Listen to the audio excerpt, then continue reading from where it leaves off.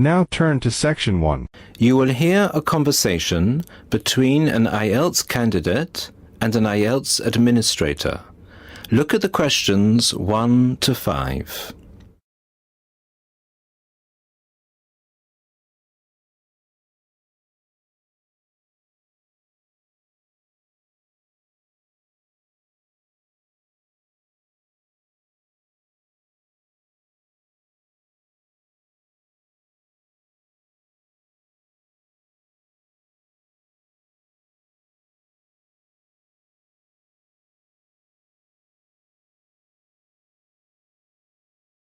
Listen to the first part of the conversation and answer questions 1 to 5. Good afternoon. I'm applying for a master's program at the University of Exeter in the UK. I'm planning to register for the IELTS exam at your centre next month. I have some questions I'd like to ask you before I register, if that's okay. Certainly. Would you be taking the academic module?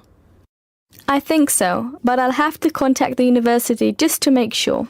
You'll probably need the academic because most universities don't accept the general training. And anyway, the procedures to register for the exam are the same for both the general and the academic modules. Good. My first question is whether I sit all parts of the exam on the same day.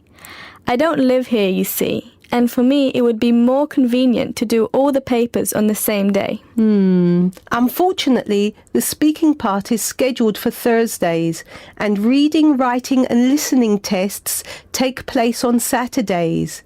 We can't change the days, I'm afraid. That's a pity. Well, never mind. What sort of documents do I need to bring in order to register? You'll have to fill in the IELTS application form and bring an ID, a copy of your ID, and 2 passport-size photos on a white background. Will any ID do? We only accept original passports and national IDs.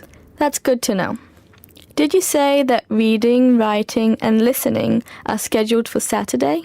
That's right. Will I get a break in between the papers? I'm afraid there aren't any breaks between the papers. Each paper takes an hour to complete, so it's 3 hours straight through. You'll first do listening and then reading, followed by the writing test. This is a standard requirement from Cambridge. Now look at the questions 6 to 10.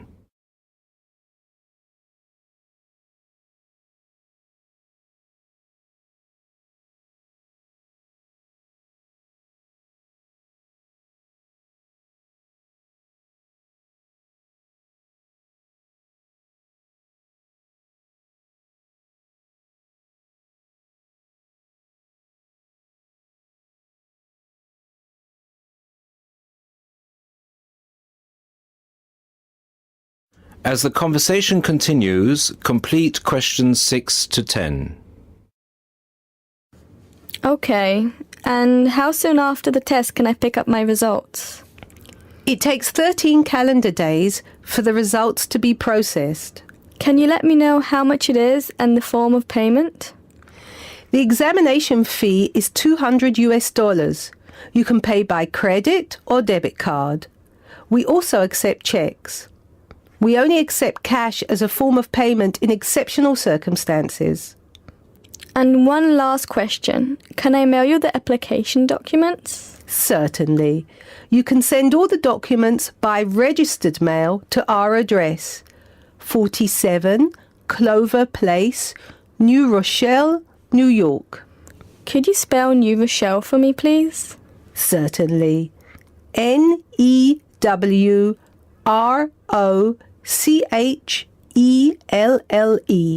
Could I have the zip code as well? Sure. Our zip code is 10806. Thanks. You can also email us at inquiry@examsmail.com or phone us at 325-9082. I think that's all. Thank you very much for all the information. Bye. You're welcome. Goodbye. That is end of section 1. You now have half a minute to check your answers.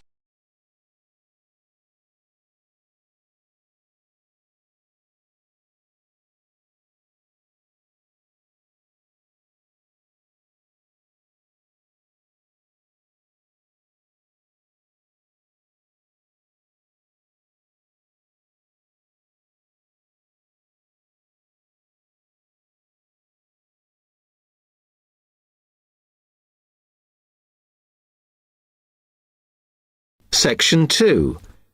You will hear an accommodation officer telling students about different halls of residence. You now have 30 seconds to read questions 11 to 15.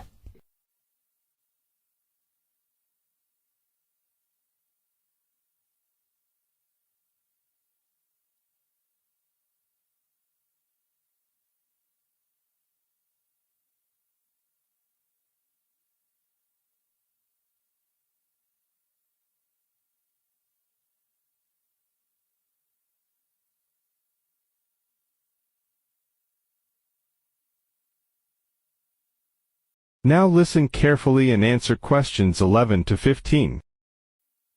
Good afternoon, and welcome to Stanton University. I'm here to tell you about the various halls of residence we have available, should you choose to come here. We aim to offer accommodation in halls to all first-year students, and you'll find there's a good variety to choose from. First of all, there's Brown Hall, which, as you'll see, is not the most modern of buildings, but it is very popular with some students. It's got a good sense of community, some nice refurbished kitchens, and unlike the other halls, it has recently had a gym built in its basement. Another option is Blake Residence, which is built like a large house, and so everybody cooks and eats together. It has its own sectioned-off bit of private garden and is even more peaceful because this is an all-girls residence. Although, of course, boys are allowed to visit the hall and, I understand, frequently take part in cooking dinner. The largest hall we have is Queen's Building, and this has been upgraded recently. The original parking area has been built on so that the hall now has a large common room, and each bedroom now has its own shower room, which many students regard as a real bonus. A further option is the Parkway Flats, which won an award for design in its day. And this building now has a preservation order on it. This has meant that only a limited amount could be done to upgrade it, and the surrounding area is important, so parking is not permitted around the flats. However, the flats do have many extra facilities, such as a special computer room, a small library, and a self-service restaurant. The cost of breakfast, lunch, and dinner is covered in the fees for this hall, so it does look a bit more expensive.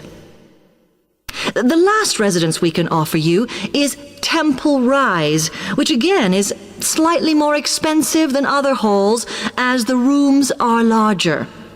This has got very lovely views across to the coast, and this more than compensates for the fact that bathrooms here are shared between 6 students.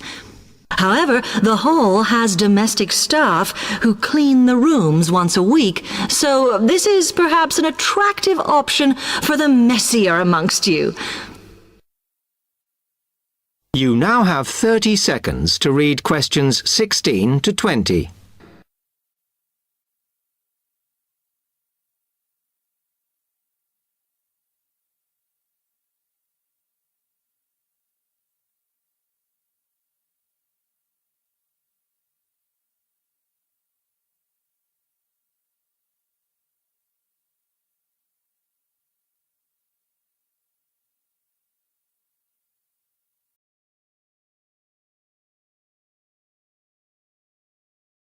Now listen carefully and answer questions 16 to 20. Now, if I can just show on this wall map here where they all are, you might like to go and have a look round.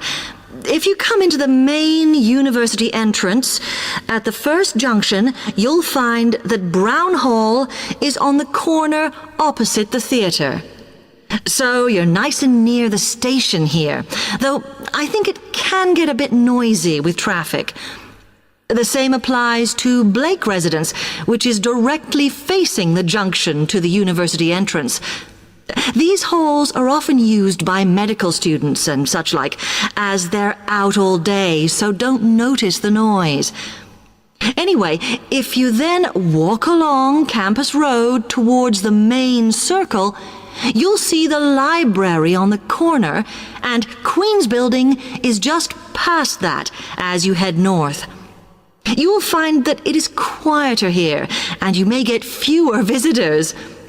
By the way, the circle is quite a feature of the campus, as it's set into the hills and has a brand new sports center in the middle. It's worth going to look around it. Now, the Parkway Flats are on the opposite corner to the library, facing the circle, as you head towards the main buildings. The main buildings are only about a 5-minute walk from here, and places in these halls go quickly, so my advice is to reserve your place as soon as possible. Then Temple Rise is inside the circle, next to the sports center, but further from the main university buildings. Now, if you'd like to go off and physically look... That is end of section 2. You now have half a minute to check your answers.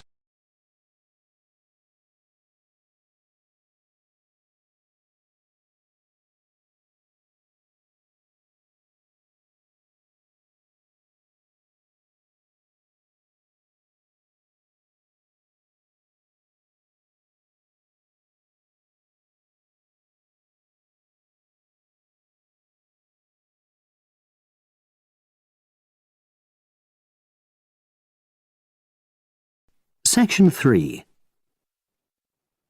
You will hear a business studies student called Sam talking to his tutor about an IT project he is going to do for a local company called Turner's. First, you have some time to look at questions 21 to 26.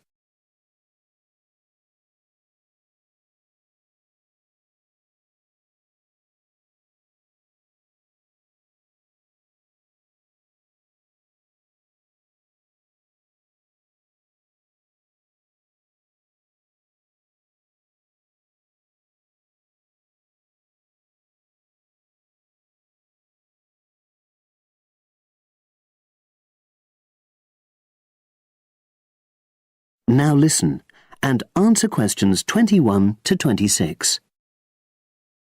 Hello, Sam. Come in and sit down. Thanks.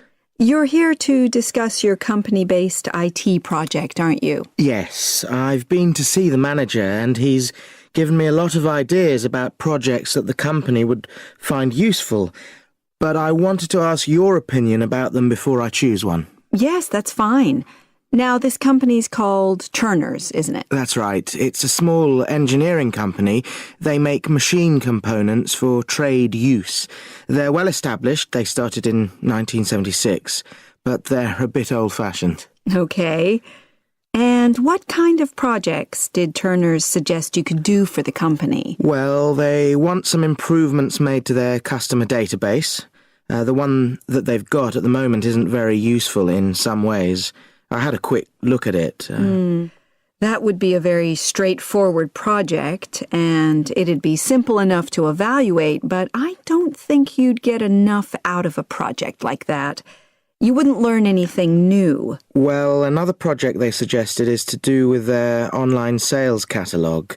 At the moment, customers can look at their products, but they can't actually order them online, which must affect their competitiveness. But I said I thought it would take too long. It's quite a big task. You're right. It's too much for the time you've got. It's a pity, though. Then they want some help with their payroll system. At the moment, the way they calculate pay involves a lot of manual accounting. I suggested they could have a system where employees register electronically when they arrive and leave work, so the hours they do could be transferred automatically. I think you'd get a lot out of a project like that. It would extend your skills, but it wouldn't be too much to take on. A student did something similar a couple of years ago, but this is slightly different. Well, then they need help with their stock inventory. They do everything manually. Really? Yes, and it takes so much time. It's probably very inaccurate, too. An electronic inventory would probably be the biggest single benefit for the company. I'm surprised they haven't had it done before. I know. Then they wanted to improve their internal security. The manager had visited other companies where the staff use swipe cards to access various areas of the building. It sounded useful, but the trouble is I'm not really sure how to do it. Well, I think you're right in that assessment. At the moment, it's probably a bit beyond your level of knowledge. Is that all? Just one more. Customer service. They want to be able to collect feedback from their customers in a more systematic way. At the moment, it's a bit of a mess, and they probably lose business as a result. Would that involve you going to see customers at their own premises? Because in that case, you might have to do a fair amount of traveling, and that would incur expenses that haven't been agreed with these companies. I never thought of that. Well, it might not be a problem, but it's something that needs clarifying. Well, I hope that's been helpful in narrowing down the options. Yes, it has, thanks. I'll be able to make a decision now. But while I'm here, can I talk to you about coursework? Sure. Now you have some time to look at questions 27 to 30.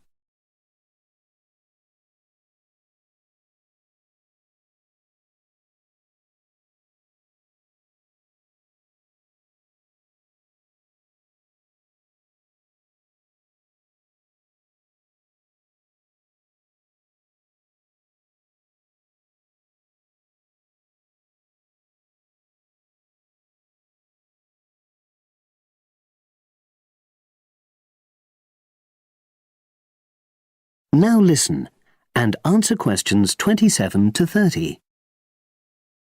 I'm not very happy about the way our group assignment is working. There are some problems. Oh dear.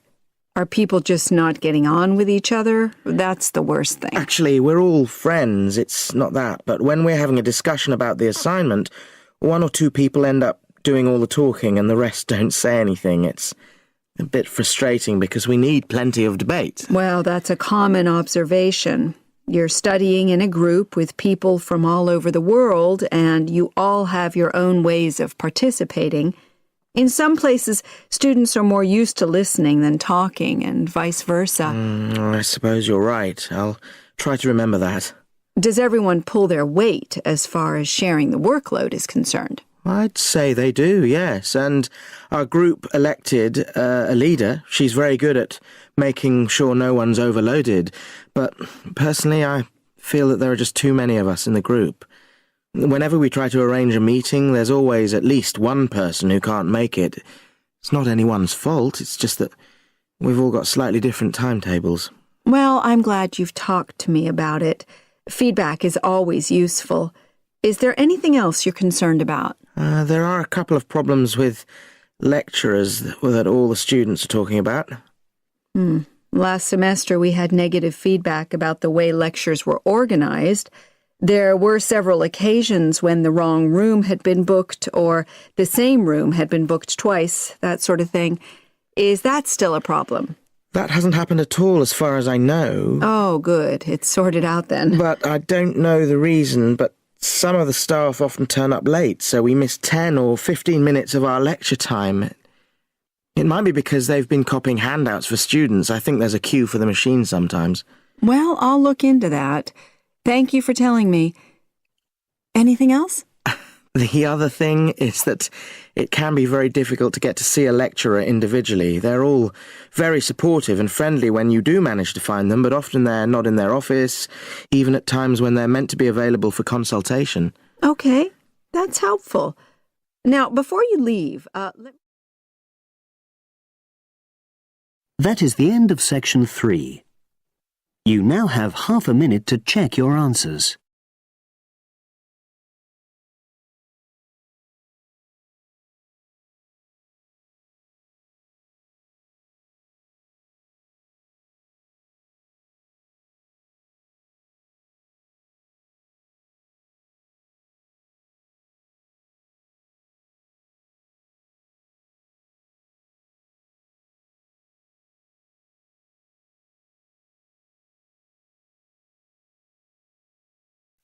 Now turn to section 4.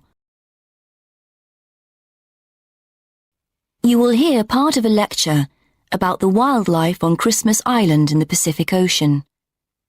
First, you have some time to look at questions 31 to 35.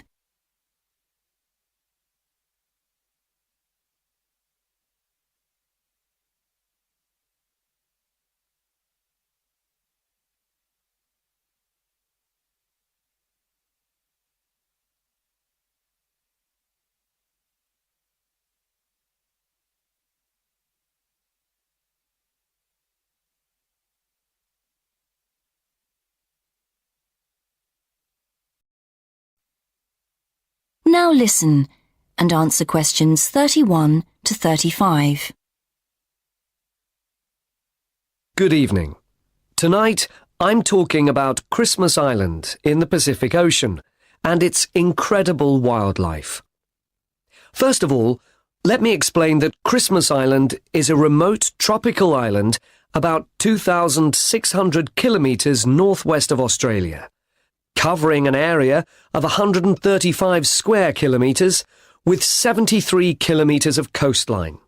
Around 85 square kilometres has now been made into a national park by the Australian government in recognition of the island's unique and threatened wildlife.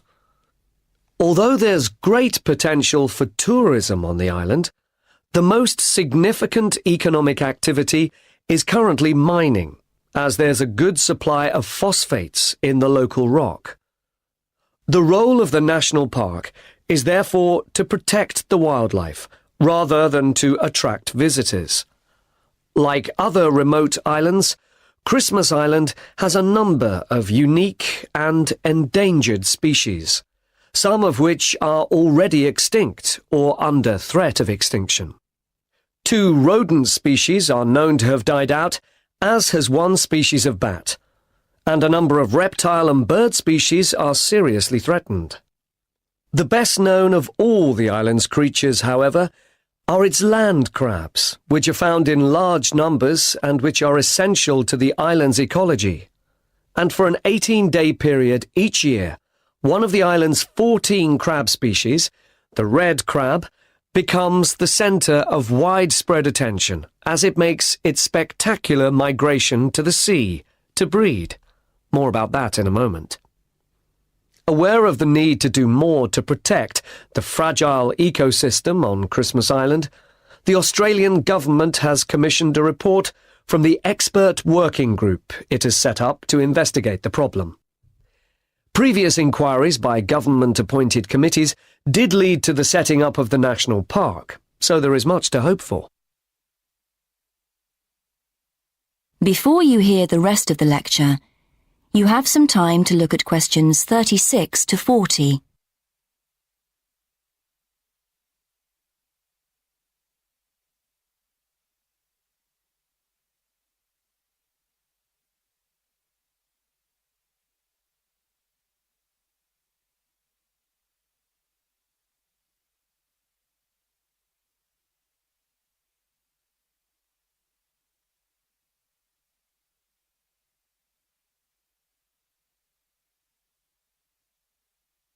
Now listen and answer questions 36 to 40. So, back to the red crab, which has attracted quite a bit of media attention in recent years. The red crab is found all over Christmas Island and is vital to its ecosystem. Although they do sometimes eat snails and other smaller creatures, the crab's diet is largely made up of leaves, with the addition of flowers and seedlings when these are available. Their droppings then provide an important fertilizer for the island's soil.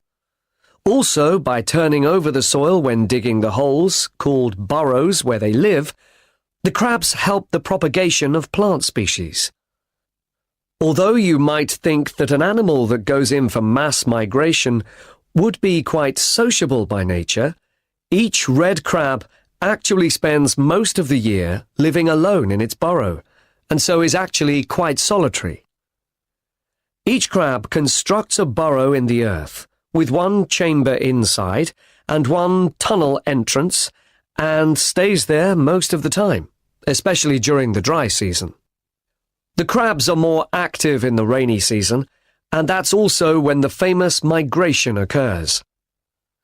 It isn't the rain that triggers the migration, however, so much as the phase of the moon and the state of the tides. Trying to predict when the migration will occur is quite difficult, as it can be as early as October or as late as December, depending on the year, although it's usually sometime in November, in fact. And when it comes, the migration is quite spectacular, with literally millions of crabs heading for the seashore at the same time. Conservationists do their best to limit the number of road casualties among the crabs by closing certain roads, encouraging car sharing, and other measures to reduce traffic, even constructing bridges for the crabs at certain key points. So before I go on to the migration... That is the end of section 4. You now have half a minute to check your answers.